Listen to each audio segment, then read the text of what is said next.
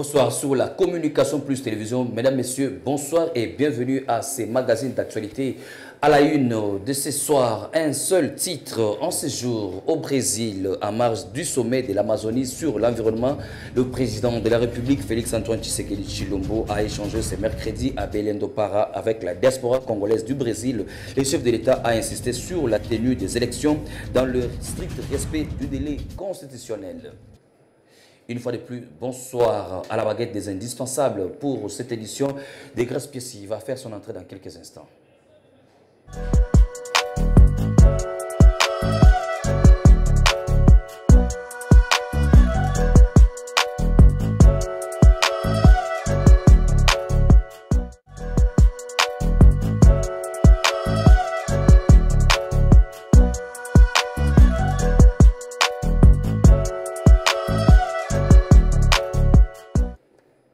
Alors nous recevons Desgrâces déjà sur ce plateau avec qui on va échanger sur plusieurs questions d'actualité, notamment ces sommets de l'Amazonie où le chef de l'État prend part. Félix Tshisekedi a échangé avec la diaspora congolaise devant laquelle il a parlé de la tenue des élections dans le strict respect des délais constitutionnels.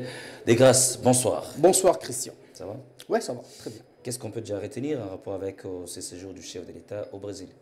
Alors, il faut savoir que le président de la République, Félix-Antoine Tshisekedi Tshilombo, séjourne depuis 2 jours déjà au Brésil en marge de différentes activités qu'il doit avoir sur place. Le président de la République a échangé cet après-midi avec la diaspora congolaise séjournant au Brésil devant ses compatriotes congolais. Félix Tshisekedi a annoncé, je cite, « Je sais qu'il y a en interne et en externe des personnes qui veulent saboter le processus électoral, mais je vous assure que je reste déterminé à réussir le pari comme nous l'avons fait avec la visite du pape François et les Jeux de la francophonie. » Alors, le président a évidemment mis en exergue les qualités de la République démocratique du Congo. C'était spectaculaire. Les Jeux de la francophonie et la visite du pape, c'était incroyable alors que tout le monde n'y croyait pas. Nous l'avions fait et de la même manière, nous allons organiser les élections en République démocratique du Congo, a rassuré le président Tshisekedi. Alors, revenons un peu avant de faire un petit détail sur la tenue des élections, sur cet échange du président Tshisekedi avec la diaspora congolaise du Brésil. Revenons un peu sur ces images qui parlent du sommet de l'Amazonie. Quels sont les avantages que l'RDC, je crois que vous avez une idée générale par rapport à ce sujet, quels sont les avantages que l'RDC pourrait tirer de ces sommets, surtout que l'Amazonie et la forêt équatoriale font partie des espaces naturels qui gèrent l'oxygène sur le plan mondial? Alors justement, comme on peut le voir en image, là c'est le forêt Amazonie, plutôt c'est la forêt d'Amazonie au Brésil et c'est là où se tient justement ce sommet qui regroupe les pays américains, notamment le Pérou, la Bolivie, la Colombie, le Venezuela et le Brésil. Voilà la carte où l'on situe tous ces pays. Alors la République démocratique du Congo est le seul pays africain à y prendre part. Félix Tshisekedi a été invité par le président Lula da Silva du Brésil qui, au cours de l'ouverture de ce sommet, a invité tout le pays, toutes les parties prenantes à travailler ensemble, on le voit en image, pour, je cite ses propos, pour travailler ensemble pour préserver ces forêts tropicales de manière à ce que ça ne soit pas une caisse de résonance pour les économies de ceux qui polluent, mais plutôt que ça soit conservé pour des recherches. Est-ce qu'on peut penser que, on va suivre bien avant cela, est-ce qu'on peut penser que ce sommet pourra booster le fait que les pollueurs puissent envoyer les capitaux pour les pays qui gardent encore les forêts, par exemple la RDC? Est-ce que les pollueurs pourront réfléchir de cette manière-là ou bien on est en train de les pousser à agir de la sorte? Justement, c'est ça l'objectif, parce qu'on ne peut pas croiser les bras pendant que les uns et les autres sont en train de déboiser leur pays en vue de pousser leurs États à se développer. Nous, on ne peut pas rester en arrière et préserver nos forêts pendant que nos peuples meurent de faim. Alors c'est ça l'objectif. Pour y arriver, justement, ces pays doivent travailler ensemble avec la République démocratique du Congo qui a aussi une grande part. Ils doivent travailler ensemble de manière à ce que ces objectifs soient finalement atteints. Est-ce qu'on a une interview?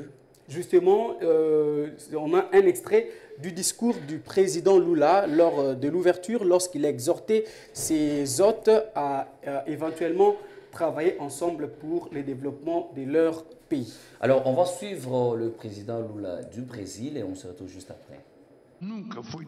Il n'a jamais été aussi urgent de reprendre et d'étendre la coopération entre les pays amazoniens. Les défis de notre époque et les opportunités qui se présentent exigent une action commune. Alors, de grâce, qu'est-ce qui reste encore dans ta gibecière? Alors, ce qu'il faut retenir encore, toujours en marge de sa visite de travail au Brésil, le président Tshisekedi a également échangé avec le ministre indonésien des investissements et des affaires maritimes. Donc, c'est lui qui représente son pays dans ces sommets qui est consacré sur le climat. Il s'appelle Binsar Parjinta. Il ressort de leurs échanges avec le président congolais que le ministre indonésien a réaffirmé la détermination des trois pays à faire un front commun afin de partager les expériences et travailler ensemble pour la sauvegarde de leurs forêts tropicales, poumons de l'humanité, et trouver une juste compensation en faveur de leur population. On l'a dit. Voilà, merci de grâce. Et dans un autre registre, qu'est-ce qu'il y a? Alors, dans un autre registre, on fait un clin d'œil sur l'incendie qu'il y a eu hier, justement, au rond-point Ngaba, vers 2 h du matin. Justement, et le vice-premier ministre, ministre de l'Intérieur, je cite Monsieur Peter Kazadi Kankonde, s'est rendu sur place pour faire un état des lieux. C'est officiel, les morts ont été identifiés. Il s'agit de 5 compatriotes qui ont perdu la vie. Alors, sur place, messieurs, le vice-premier ministre a exprimé tout son regret de constater que ces compatriotes ont perdu la vie justement parce que leur domicile, leurs activités, leurs maisons de commerce étaient longées sur la voie publique. Est-ce qu'il y a des décisions qui ont été prises par le vice-premier ministre? Justement, pour arriver à éviter ces genres de catastrophes, le vice-premier ministre a indiqué d'abord qu'il faut qu'il y ait une décision sanctionnant tous les policiers des circulations routières qui travaillent dans les environs du rond-point Ngaba, parce que ce n'est plus un secret pour personne. Le rond-point Ngaba est impraticable à cause des embouteillages. Le rond-point Ngaba est invivable à cause de... Ça s'est produit la nuit, ce n'était pas le jour quand même. Non, mais justement, tout ça entre en compte. Parce que s'il y a des embouteillages, c'est parce qu'il n'y a pas de voie à côté pour les piétons, par exemple. Tous passent sur la chaussée. Donc, voilà pourquoi il doit d'abord sanctionner tous les policiers qui travaillent sur le périmètre. Et aussi, il faut qu'il y ait démolition de toutes les maisons qui sont longées le long de l'avenue Bypass. Donc, c'est l'une des décisions qui ont été prises par le vice-premier ministre. On va l'écouter. Ok, on va suivre le vice-premier ministre en charge de l'Intérieur, Maître Peter Kazadi. tala ba camion oyo esali incendie na kouta bureau tina ndenge na komi awa amoni moi désordre ebele malgré ba décision totale kozwa lobi, mais je comprends que il faut un temps pour que message wana ekoma à la base pour que ça soit d'application. Na kuti na rond-point Ngaba désordre moko ezanga kombo asengi commandant à vie a sanctionné nanu mokonzi ya oyo azotala secteur ya rond-point Ngaba ya la police de roulage. Asengi ba sanctionné balongola bango nyonso. On va mettre d'autres policiers. Ba policiers o bakozala na nzela bazosala musala te. Non seulement bakozala relevés na bisikana, mais ils vont être sanctionnés. Puisque trop c'est trop, un policier de roulage ne peut pas aller dans nzela ka pona osenga mbongo pendant que des ordres, des salama, des motards, des conducteurs de véhicules confondus, des ordres total. Cette affaire-là doit cesser et maintenant là nous devons travailler pour que discipline hors des Alalambok. Il y aura la sanction et on va sanctionner. S'il faut que moi-même je descende, je serai sur terrain pour voir ce qui se passe et je vais moi-même ordonner l'arrestation de ceux que je verrai en faute. Et là, la décision est prise, c'est pour démolir toutes les maisons qui sont construites tout au long de la route bypass au niveau du rond-point Gaba pour éviter des éventuels cas de catastrophes. Mais est-ce que les concernés, les propriétaires de ces maisons seront indemnisés ou ce sera comment? C'est ça la plus grande question parce qu'on le sait, l'avenue bypass, c'est assez long, c'est plusieurs kilomètres. Alors, comment indemniser toutes ces parcelles qui longe l'avenue bypass? Nous pensons que ça sera vraiment difficile pour le gouvernement, bien qu'il n'en... Mais pas impossible. Ça ne sera pas impossible parce que le gouvernement ne manque pas de moyens, mais aussi une question mérite d'être posée. Est-ce que cette disposition ou cette décision sera d'application? Parce que je vous rappelle qu'en février 2022, 26 personnes ont péri dans les marchés Matadi-Kibala, oui, suite à un câble de haute tension qui s'est... Mais ils sont revenus encore sur la chaussée. Justement, les vendeurs sont revenus. Si on fait un tour là-bas en ces mêmes moments, en cet instant, nous allons constater qu'il y a ceux qui continuent de vendre. Alors, quid? Est-ce que cette disposition sera... La décision peut être prise, mais seulement le respect et l'applicabilité de ce qui est... Et ce n'est pas la première fois qu'une telle décision soit prise pour le rond-point Gaba et ses alentours. Je rappelle que le 9 février dernier, donc nous sommes à l'année 2023, une décision du gouverneur de la ville de Kinshasa avait interdit les ventes sur le long de l'avenue. Mais on retrouve encore, ça voilà, reprend. Voilà. Est-ce que c'est la politique du manque de suivi ou d'accompagnement qui dérange? Justement, c'est le manque de suivi. La politique, c'est aussi les sanctions. Gouverner, c'est aussi sanctionner. Donc je pense que cette fois-ci, puisque le vice-premier ministre a donné son quitus, il a émis le vœu que cette décision soit respectée. Nous espérons qu'à son tour, il va faire le suivi. Merci des grâces. Il y a quelque chose à ajouter pour ce soir? Pas du tout. Merci. Mesdames et messieurs, nous allons vous revenir pour parler des 9e Jeux de la francophonie, parler également des élections, le deuxième mandat du président Félix Tshisekedi, est-ce que c'est un acquis ou pas, le rôle de Joseph Kabila dans ce processus, mais également les confessions religieuses, sans oublier l'église kimbanguiste. C'est pour cela que nous allons recevoir dans quelques instants l'apôtre Patrick Tabernacle, le président du Conseil national des apôtres au Congo. Mais d'abord, on prend ce jingle.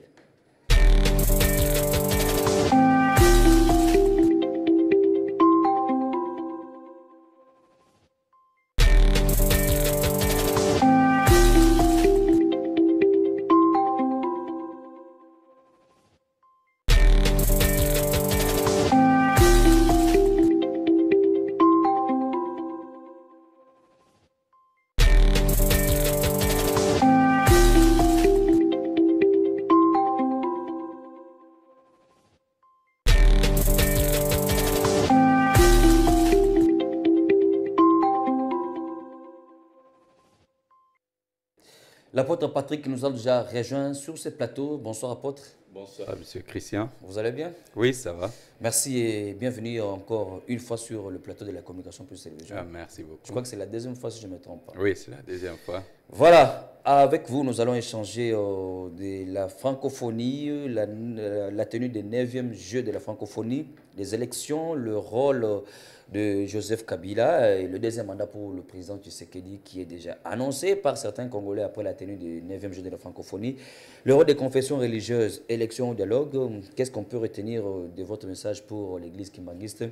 Nous allons échanger sur ces questions, apôtre, à quelques jours ou à quelques semaines de la tenue des 9e Jeux de la francophonie. Kinshasa était caractérisé par l'insécurité. On a parlé des cas de kidnapping et autres. On a même évoqué la mort du député national chérubin au Kende. Mais quand même, les Jeux se sont déroulés sans aucun incident majeur. Le vice-premier ministre en charge de l'Intérieur a fait un bilan de 0 mort. Quelle est votre lecture générale par rapport aux Jeux de la francophonie, l'image de la RDC, mais également la situation sécuritaire? Je crois que ces Jeux de la francophonie ont été un grand message sur le plan international. Et personnellement, je crois que j'étais en train de suivre ce qui s'est passé, les informations sur France 24 dès les débuts. Il y avait un journaliste qui répétait certains mots de dénigrement, c'est-à-dire ça a commencé, le problème d'infrastructure. On ne pas à la fois, on ne pensait pas qu'il y non, avait même pas. Vous savez, quand on est animé de mauvaises intentions, et on se dit que bon, ça va mal se tourner, on va trouver des brèches, mais malheureusement pour eux, les choses ne se sont pas passées comme ils avaient prévu. Mais les choses se sont merveilleusement... Qu'est-ce que vous avez anticipé pour qu'il n'y ait pas de... Non, mais je pense que d'abord, il y a eu beaucoup de secousses au début et on avait quand même prévenu certaines situations que certaines personnes prévoyaient, c'est-à-dire bon, les désordres, les assassinats. On avait heureusement, même avant l'histoire de la mort de l'honorable Chéribéen Okende, je pense que j'avais fait passer un message sur les réseaux sociaux et qu'il y a des gens qui montent la théorie du sang. Alors, il faut que nous puissions lutter par rapport à cela. Et je pense que j'ai fait même appel aux églises pour que nous puissions prier par rapport à cela. Nous disons merci à Dieu que les Jeux se sont bien passés. Mais j'ai retenu une chose très importante. Je pense qu'avec les Jeux de la francophonie, on peut comprendre ce que le peuple congolais ou la jeunesse congolaise attend de gouvernants. Les Congolais attendent que ceux qui gouvernent leur donnent au moins la fierté. C'est-à-dire ce qui leur donne la fierté. D'être Congolais. D'être Congolais. Vous savez, quand on vous donne la fierté, on vous donne la dignité, vous pouvez l'utiliser comme investissement pour pouvoir faire d'autres choses. C'est-à-dire, la fierté vous établit dans une confiance qui vous permet de développer la créativité en vous. Quand j'ai vu des jeunes qui transportaient leur ami, qu'il a pissé au stade et qui ne veut pas le développer, qui les avait envoyés? Personne ne les a envoyés. Mais en fait, ils ont compris que ça, c'est un bijou pour nous, je parle des infrastructures. Alors, c'est qu'ils se sont engagés. C'est ça qu'ils attendent de ceux qui gouvernent. Que s'il y a des actions de ce type, je pense que le Congo va démarrer sans qu'il y ait beaucoup... Est-ce qu'on peut prétendre, avoir le courage de dire que les Congolais ont retrouvé leur dignité à travers l'organisation de ces 9e Jeux de la francophonie? Non, vraiment, les Congolais ont retrouvé leur... Donc, ils ont retrouvé Comment? la Parce dignité. que sur le plan, par exemple, des Jeux, on n'a pas eu suffisamment de médailles. Non, ce n'était pas ça. Vous savez, d'abord, il y avait d'abord la fierté. Vous savez, quand vous recevez les visiteurs, généralement dans notre culture, quand vous recevez les visiteurs, que vous avez préparé la nourriture pour les servir, ce n'est pas vous qui allez chercher d'abord à être satisfait quand vous mangez. C'est-à-dire, vous devez d'abord vous poser la question, est-ce que vos invités se sont bien servis? Et je pense que tous les invités, d'une manière générale, à 90%, sont satisfaits de l'ambiance, de la joie, tout ce qui s'est passé. Et vous savez que pour la première... C'est-à-dire, j'ai regardé ce que les gens disent de la musique mondaine. C'est-à-dire, j'étais là, j'ai regardé Fally, j'ai regardé... Vous regardez aussi cette musique? Non, ce n'était pas la musique. Écoutez, c'était le temps... Vous êtes apôtre, président du Conseil national des apôtres au Congo, vous regardez quand même cette musique? C'était le temps de fête. Il ne faut pas être hypocrite. C'était le temps de fête. Un temps qui a rassemblé tout le monde. Vous allez, c'est-à-dire, si j'étais par exemple au stade, je veux dire, Fally est en train de jouer et puis je sors parce que c'est Fally. J'ai quel problème avec la musique profane? Non, mais écoutez, la musique, en fait, la gestion de la musique, même dans l'église, on nous chante des musiques qui empoisonnent notre esprit. C'est un autre domaine. C'est-à-dire, ce n'est pas toutes les musiques parce que ça s'appelle une musique chrétienne qu'elle est pure pour l'esprit ou l'âme. Alors, nous allons rester dans les grands hôtels, hôtels du fleuve. Il y a des musiques qui ne sont pas des musiques chrétiennes. On les consomme. Le problème est comment vous communiez avec la musique. Il ne faut pas oublier que nous, en tant que... Les apôtres doivent avoir quand même une idée de la société. Il y a le côté culturel de la chose. Aujourd'hui, je suis ministre de la Culture. Comment je vais gérer? Nous voulons parler, par exemple, de la censure sur certains comportements. Si vous êtes, on vous donne la responsabilité d'être dans le département de la censure. vous serez obligé de suivre d'abord avant d'apporter des corrections. Parce que il ne faut pas confondre la culture et c'est qu'on parle de la mondanité, c'est-à-dire sur la spiritualité, c'est deux choses différentes. Parce qu'il y a prenez les chansons que Tchalamouane a chantées. La plupart des chansons que Tchalamouane a... Vous aviez aussi la plupart des chansons que Tchalamouane a chantées, c'était des chansons culturelles que les enfants chantaient quand ils grandissaient. C'est des chansons parfois qui donnent des enseignements. Prenez les chansons des Franco Luambo. Vous l'avez aussi, vous suivez aussi Franco. Non, on a le devoir, vous savez, avant de condamner, mettez-vous dans la peau du juge. Le juge doit écouter. Parce que vous pouvez... de la même façon, une fois j'étais à Matadi, j'ai entendu, il y a le pasteur Espen Bakadi qui devrait passer là-bas. J'ai vu des gens, non, nous n'allons pas partir parce qu'on dit il enseigne. J'ai demandé à ses apôtres, j'ai dit, mais quel genre d'apôtre vous êtes? Si vous dites qu'il donne des faux enseignements, allez écouter les enseignements et montrez-lui là où il y a la fausseté. Parce que les gens ont d'abord ces réflexes de refuser sans avoir le fondement. Et j'ai vu une personne un jour en Égypte qui dit que non, on dit qu'il est contre le gouvernement, il a écrit. Je dis que tu as lu ça. Il dit non, j'ai entendu. J'avais dit que... Il se fonde sur les rumeurs. Il se fonde sur les rumeurs. Donc au jour d'aujourd'hui, dire Fally Ipupa, imaginez que Fally c'est mon frère. Mon frère de sang, par exemple. Il est musicien mondain. Comme Werrason et le frère Patrice. Ok. Donc, je vais le refuser parce qu'il chante la musique mondaine. Nous n'avons pas de païens chez nous. Apôtre Patrick, parce qu'on a beaucoup de matières à discuter avec vous, le temps nous est imparti. Je rappelle qu'en 2017-18, nous étions avec vous. Vous aviez prophétisé sur l'élection du président Tshisekedi. Beaucoup n'avaient pas cru. Mais aujourd'hui, vous parlez déjà du deuxième mandat. Qu'est-ce que vous voulez dire exactement? En dehors de ce deuxième mandat que vous attribuez déjà au président Tshisekedi, vous parlez du rôle de Joseph Kabila. On veut comprendre exactement. Ça vient d'où? Mais ça vient toujours de... Vous parlez de 2016-2017. Ça veut dire qu'on travaille sur un agenda. Et c'est-à-dire, en ce moment-là, on voulait quand même que le président Joseph Kabila puisse bien finir son mandat. Et je le rappelle, et je crois qu'on a fait même des services pour dire qu'il y aura l'alternance sans qu'il y ait le coup de feu dans ce pays. Oui. Et le problème, c'est quoi?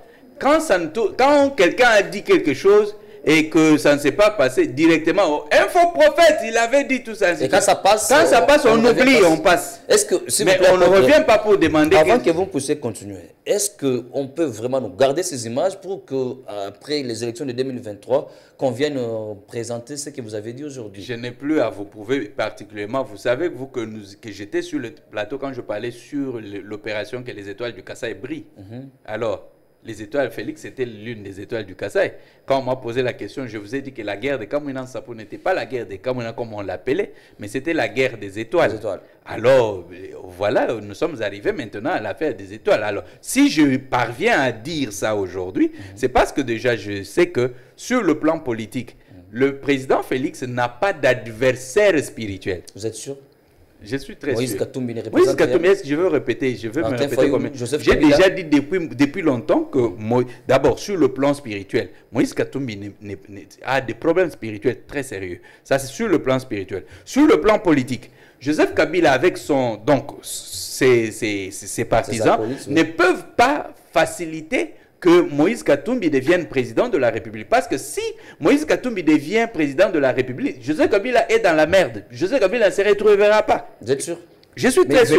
Parce que non, écoutez, parce que pendant les tractations, et quand le vieux Tshisekedi était encore là, c'est-à-dire, Kabila était prêt à céder le pouvoir, mais à une seule condition, que s'il y avait un remplaçant, que ce soit au moins le vieux Tshisekedi. Mais si c'était pour Moïse Katumbi, que les Occidentaux viennent leur marcher dessus. Pourquoi? Mais oui, parce que, non, écoutez, non, je ne peux pas entrer dans le détail. C'est pour dire que le régime à l'époque ne pouvait jamais accepter que Katumbi devienne président de la République.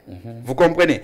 Et dans la configuration actuelle, ça je vous parle maintenant sur le plan, dans la configuration actuelle, la Senko qui prétend qu'il représente l'Église catholique, mais ce n'est pas tout le monde de la Senko, en fait, quelques individus qui sont comme porte-parole, donnent l'impression qu'ils avaient une dette envers Moïse Katumbi, qu'ils doivent payer pour le faire... vraiment redevable. Oui. Alors, Joseph Kabila sait que la Senko ne peut pas le soutenir parce qu'ils ont d'abord des conflits dans le temps. Ok. Oui, la 5 ans, Joseph Kabila leur a fait voir de toutes les couleurs. Pas dans le mauvais sens. Parce qu'il y avait des choses, parmi les choses que les évêques reprochaient à Joseph Kabila, c'était d'avoir fait des églises de réveil une confession religieuse. Ok. Et dans leur stratégie, c'était que s'ils arrivaient à faire poser leurs candidats, qu'on puisse cochonner les églises de réveil. Ok. Vous comprenez? Ça, ce sont des révélations. Oui, mais je vous dis vrai. Je vous dis vrai, mais écoutez, vous êtes journaliste. Quand je parle des choses comme ça, menez des enquêtes, allez, il y a des archives toujours. Allez vérifier dans l'entourage de Joseph Kabila. Vous allez trouver que ceux qui géraient les affaires, vous allez comprendre que...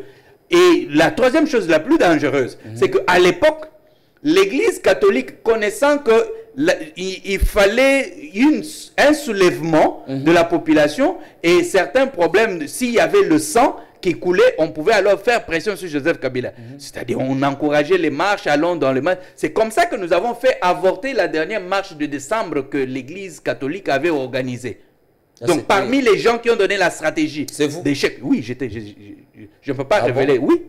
Ok. Oui, parce que quand ils ont appelé, maintenant, on étudiait comment... C'était comment? Qu'est-ce que vous avez fait pour faire échouer? Écoutez, c'est-à-dire, vous savez, des grandes choses, ce n'est pas... Je ne suis pas un enfant quand même pour parler. Il y a des choses, ce sont des stratégies qui peuvent encore servir au pays demain, ainsi de suite. Et on s'est retrouvé, d'abord, il y a eu une situation que non, apparemment, il y avait des gens qui menaçaient de venir conquérir le pays. Vous voyez, c'est ça qu'il y a eu. Et ça donnait motif au Banamoura et à l'armée de se déployer. Donc, comme maintenant, il y avait la sécurité du pays qui était engagée, il n'y avait pas moyen de faire la marche.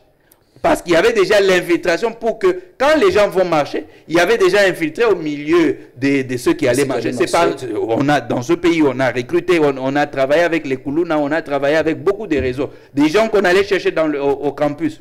On a fait ça. Apôtre Patrick, parce que vous parlez de deuxième mandat, c'est là qu'on veut comprendre exactement. Par quelle magie Félix Tshisekedi pourra-t-il être réélu si ce n'est que peut-être parce que vous faites partie de ceux qui les soutiennent? Non, les gens parlent mal de cette histoire. Je soutiens Félix Tshisekedi. Ce n'est pas aujourd'hui parce que je l'ai soutenu. J'ai soutenu Kabila, c'est-à-dire en dernier, c'est-à-dire on a travaillé. Et récemment, je venais de faire une intervention par rapport à la situation au Niger et puis la CEDEAO. Mais j'ai donné des détails de ce qui s'était passé parce que j'ai travaillé là. Je travaillais en Égypte, j'ai travaillé en Côte d'Ivoire avec Gbagbo. J'ai travaillé la situation quand on bombardait le président Kadhafi. Comment le ministre des Affaires étrangères... Alors, ce qui veut dire que je ne parle pas de Félix, c'est-à-dire que les gens ne confondent pas les choses. Mais avant de parler de que vous pouvez me voir, mais essayez un peu de retracer pour comprendre que ce que nous faisons, ce n'est pas moi qui ai choisi Félix. C'est Dieu qui l'a choisi. Alors, nous avons fait pour qu'il puisse s'occuper, c'est-à-dire qu'il soit là où il est. Alors, s'il est là où il est, tout ce que nous devons faire, c'est l'amener à réussir sa mission. Parce que s'il ne réussit pas, ça cause de problèmes dans l'avenir. Vous comprenez? Alors, maintenant, par rapport à la situation, écoutez... Vous ne présentez aucun schéma spirituel qui prouve... Non, il n'y a pas le problème des schémas. Quel schéma spirituel? Ce n'est pas d'abord un schéma spirituel. Vous savez, quand quelqu'un marche avec un vent, vous venez de parler de la francophonie, non? Ça, c'est une démonstration de l'onction. Quand la grâce de Dieu est avec quelqu'un, oui, ça veut dire qu'il y a la faveur, c'est-à-dire avec le jeu de la francophonie, ça cassait déjà beaucoup de gens. C'est-à-dire la jeunesse comprend déjà que nous avons besoin de Félix. Vous comprenez? C'est-à-dire c'est comme un rachat. C'est ce qui vient. La spiritualité fonctionne aussi dans ce qui est humain. C'est comme ça.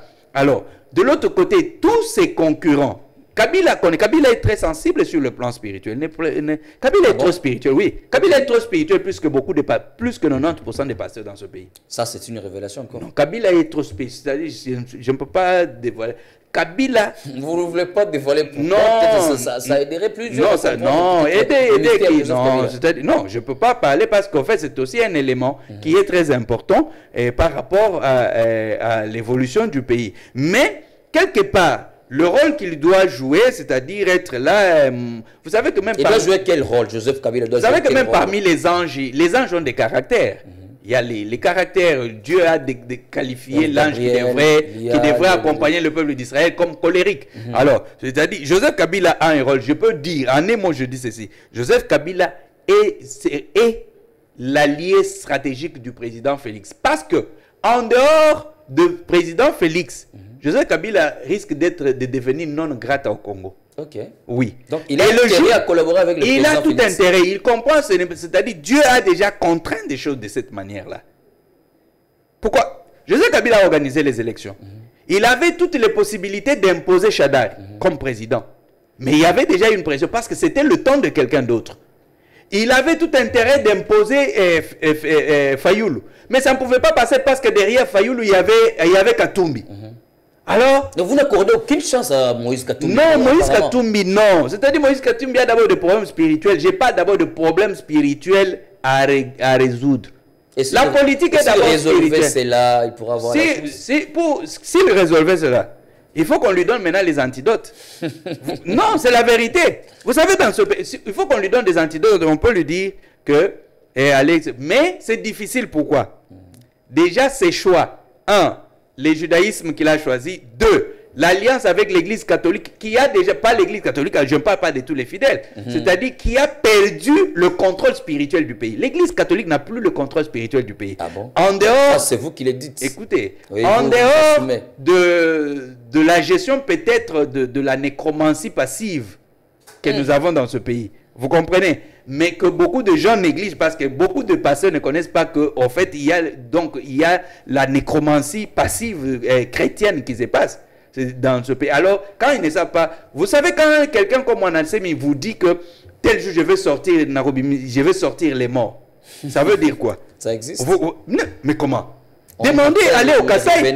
Au Kasaï qui ont combattu. Vous pensez que c'était des vivants? Non, ce n'était pas des vivants. C'était des morts. Le problème, c'est que ce qu'on n'a pas vécu, on pense que ça n'existe pas. C'est ça le problème. Et qu'est-ce qui pouvait être comme rôle de l'église kimbanguiste pendant ces moments ici? Parce que apparemment, vous vous inspirez trop aussi du prophète Simon Kimbangu. Nous sommes en train de chuter. Bon, l'église kimbanguiste a un très grand rôle. Et un très grand rôle. Je pense qu'au début du mandat du président de la République, le Seigneur avait dit que l'église kimbanguiste a un très grand rôle par rapport au mandat du président Félix. Donc même pour la suite. Bien qu'il y a aussi tous ces combats pour fragiliser... Qu'est-ce qu'on veut maintenant contre l'église kimbanguiste? Non, bon, qui les veut? Je pense qu'en fait, nous devons un peu monter des niveaux. On ne peut pas toujours chercher ce qui nous ramène en bas plutôt que de chercher ce qui peut élever les niveaux. Vous savez, il y a un principe. La volonté de Dieu même aussi est générale. Vous pouvez être peut-être responsable dans cette chaîne, vous n'allez pas satisfaire tout le monde. Ça, c'est vrai. Alors, quelqu'un peut se lever pour dire ainsi de suite. Mais je pense qu'avant de critiquer, il faut aussi se mettre à la place de l'autre. C'est-à-dire, parce que l'Église en soi, il y a la dimension spirituelle qui est incontestable, mais il y a la dimension humaine, parce que l'Église aussi, c'est les problèmes humains. C'est-à-dire où il y a des conflits entre des frères. Alors, quand vous êtes là pour juger, régler les conflits, c'est-à-dire vous allez utiliser selon votre entendement. Peut-être celui qui n'est pas satisfait peut interpréter ça de sa propre manière. Mais par exemple, vouloir en faire une fatalité, bon, nous allons faire ceci. Vous savez, parfois, il ne faut pas se réjouir de chercher à voir la nudité de votre père. Les enfants de Noé ont fait cette histoire. Votre Patrick, nous voulons comprendre vraiment le problème que vous voulez évoquer en rapport avec l'église kimbanguiste. Non, je ne peux pas. Non, vous comprenez. C'est-à-dire, je suis apôtre. Je ne suis pas un alarmiste. C'est-à-dire un apôtre. Est-ce qu'il y a des promesses qui ont été faites pour l'église kimbanguiste qui ne sont pas réalisées jusqu'alors? Ah oui, pour ça, il faut que je rappelle seulement le président de la République pour la route de la passion, le chemin de la passion, qui doit aussi être fait par le génie militaire. C'est-à-dire parce que c'est prophétique, ça, ce sont les militaires qui ont pris Papa Simon Kimbangu d'Enkamba jusqu'à Mbanzangoum. Ça, vraiment, il faut que vraiment, avant la fin de cette année, que quand même le travail... C'est votre souhait, comme vous aviez encore souhaité, c'est que le 6 avril soit une journée... oui, ça nous... En 2021, j'étais avec vous. Vraiment, nous félicitons le président de la République. Et c'est même dans cette ligne-là que nous sommes en train d'organiser la première édition de la conférence panafricaine ici. Parce que le président Félix Tshisekedi sera maintenant le symbole du panafricanisme en tant que civil, pas en tant que militaire. Apôtre Patrick, nous devons nous séparer d'avec vous. En résumé, qu'est-ce qu'on peut retenir pour ce soir, pour ceux qui vont vous suivre à l'instant même? En bref, le message de l'apôtre Patrick. Le message de l'apôtre Patrick? Oui.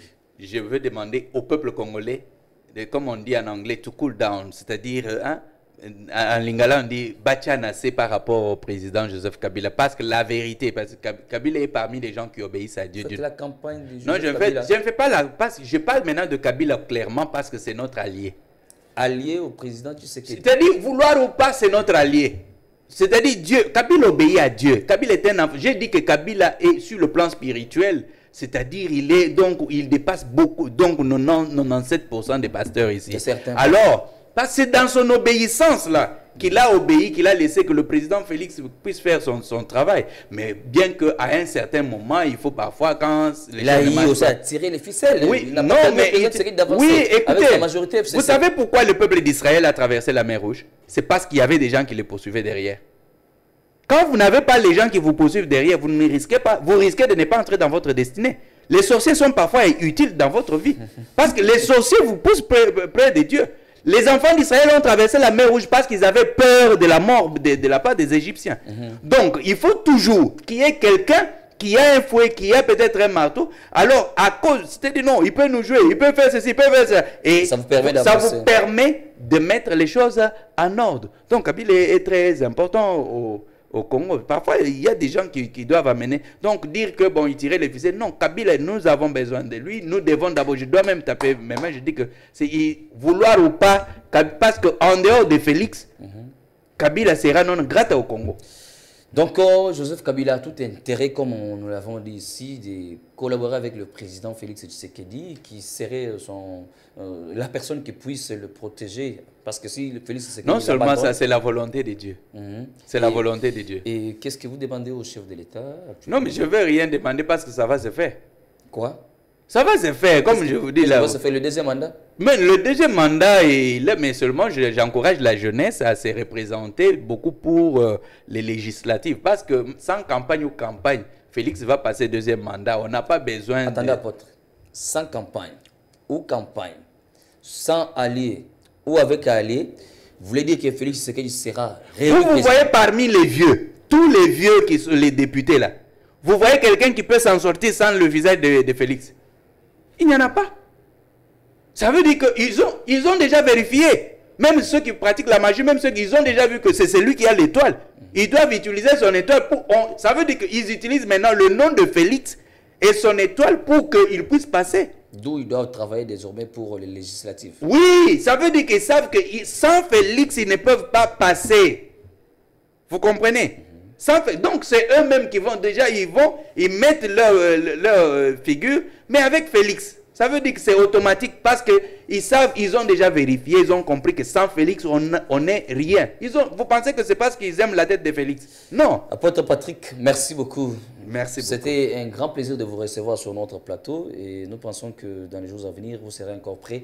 On va discuter soit à bâton rompu au cours de l'émission Communiquons Plus, soit ça sera encore sur le plateau d'Infosoir. Merci beaucoup. Merci, apôtre. Mesdames et messieurs, nous poursuivons l'actualité. Sachez qu'en vue de prévenir les discours de haine en période électorale, le ministre de la Communication des médias, Patrick Mouyaya, a tenu mardi 8 août 2023 dans son cabinet de travail une réunion avec le comité scientifique ayant supervisé l'élaboration de la charte des médias en ligne. Chibola Thérèse pour le reportage. C'est dans le but de garantir un climat pacifique en période électorale que le ministre de la Communication et Médias, porte-parole du gouvernement Patrick Mouyaya, a reçu dans son cabinet de travail le mardi 7 août dernier une délégation du comité scientifique ayant supervisé l'élaboration de la charte des médias en ligne contre les discours de la haine en période électorale. Cette délégation, conduite par Tito Ndombi, a présenté au ministre des tutelles cette charte qui s'adresse à tous les professionnels de médias, les incitant à lutter activement dans leur contenu médiatique contre tout discours de haine. Le dit document comprend 10 engagements clés et présente des mesures concrètes pour contrer les discours de haine en période électorale. Parmi celles-ci, on retrouve la mise en place d'un mécanisme de signalement de propos haineux sur toutes les plateformes numériques et l'engagement ferme de ne pas donner des tribunes aux propagateurs de haine, qu'ils soient des influenceurs ou des acteurs sociopolitiques. Ce comité a également soumis au porte-parole du gouvernement le travail accompli dans le cadre de cette campagne, notamment l'organisation d'une conférence sur les discours de haine. Rappelons par ailleurs que c'est à l'issue d'un atelier tenu le 25 juillet dernier que des politiques et différentes représentations de médias ont adopté la charte contre le discours de haine en République démocratique du Congo. Place à présent au rappel du principal titre de cette édition, mesdames, messieurs, en séjour au Brésil en marge du sommet de l'Amazonie sur l'environnement. Le président de la République démocratique du Congo, Félix-Antoine Tshisekedi Tshilombo, a échangé ce mercredi à Belém do Pará avec la diaspora congolaise du Brésil. Le chef de l'État, Félix Tshisekedi, a insisté sur la tenue des élections dans le strict respect du délai constitutionnel. Merci à toute l'équipe technique et rédactionnelle. Merci à Stéphane Okunji, Moïse Mbouyi, Apollinaire Kassonga et Bondi. Mesdames, Messieurs, merci de nous suivre. On va se retrouver prochainement avec le même plaisir. Au revoir.